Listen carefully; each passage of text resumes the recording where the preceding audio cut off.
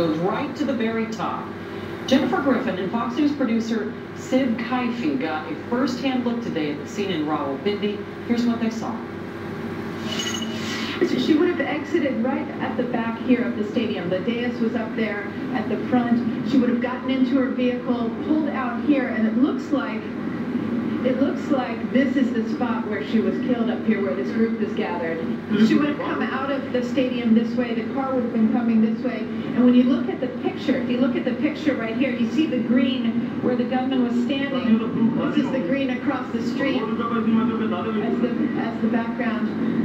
So her car was just about here when she was shot by the assassin. They washed it down. You would never know that anything had happened here.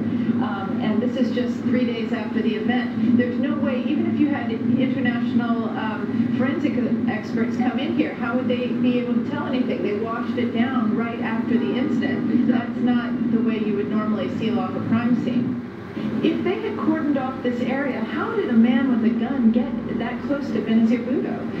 Actually, the question to ask is that you can see it's a pretty hot day right now.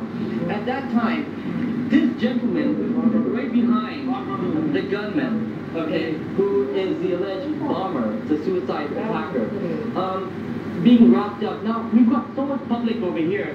Do we see a single person wrapped up in that way? In a crowd, it's very visible that somebody is suspicious, but nobody pinpointed that out.